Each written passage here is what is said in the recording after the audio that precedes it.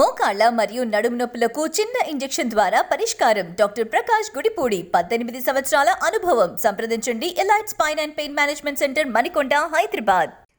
ఏపీలో రాజకీయాలు హీటెక్కిస్తున్నాయి. ఏపీ ప్రజల చిరకాల వాంఛ అయిన ప్రత్యేక హోదా, విభజన హామీల అంశం ఇప్పుడు హాట్ టాపిక్గా మారింది. పీసీసీ చీఫ్గా బాధ్యతలు స్వీకరించిన తర్వాత దూకుడు మీద ఉన్న షర్మిల ఈ అంశాలపై ఫోకస్ పెట్టారు. ఢిల్లీ వేదికగా పోరాటం చేస్తున్న ఆమె ఈ విషయంలో బీజేపీ, ఇటు రాష్ట్రంలోని వైసీపీ, ప్రతిపక్ష టీడీపీలను టార్గెట్ చేస్తున్నారు. ఏపీలో ఎన్నికలకు సమయం ఆసన్నమవుతున్న వేళ ప్రజల్ని తమ వైపు తిప్పుకునే వ్యూహాల్లో బిజీగా ఉన్నారు పీసీసీ చీఫ్ వైఎస్ షర్మిల. ఆంధ్రప్రదేశ్లో కాంగ్రెస్ పగ్గాలు చేతపట్టిన షర్మిల దూకుడుగా వ్యవహరిస్తున్నారు. ఈ నేపథ్యంలోనే రాష్ట్ర ప్రజల చిరకాల కోరిక అయిన ఏపీకి ప్రత్యేక హోదాపై ఫోకస్ పెట్టారు. ఢిల్లీ వేదికగా పోరాటం చేస్తున్నారు.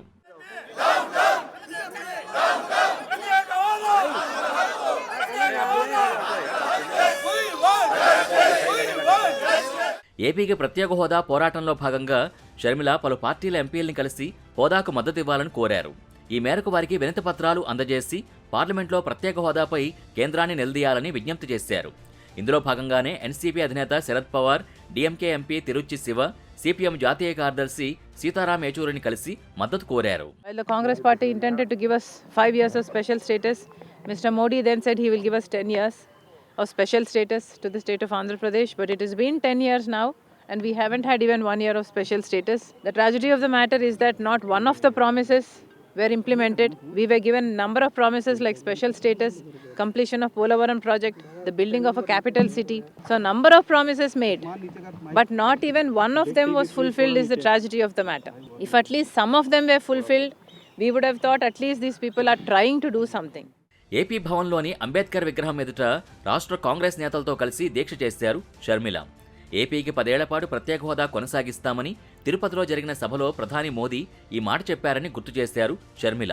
విభజన చట్టంలోని హామీల్ని ఎందుకు ఇప్పటికీ నెరవేర్చలేదని ఆమె ప్రశ్నించారు. కేంద్రంలో ఉన్న బీజేపీ ఏపీ ప్రజల్ని పట్టించుకోవడం లేదు, అయినప్పటికీ వైసీపీ ఎంపీలు ఏమీ చేయలేకపోతున్నారని మండిపడ్డారు.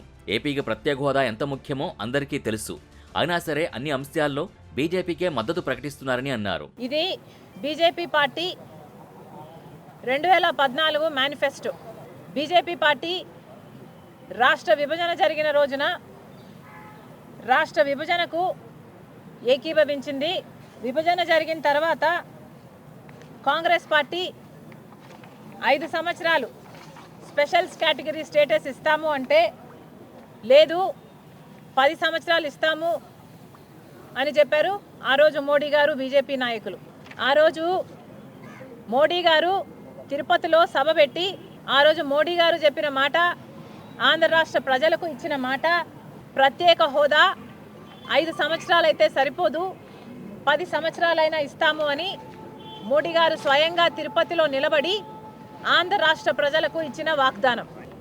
అలాగే మన రాష్ట్రాన్ని, ఆంధ్ర రాష్ట్రాన్ని, సీమాంధ్రను స్వర్ణాంధ్ర చేస్తానన్నాడు.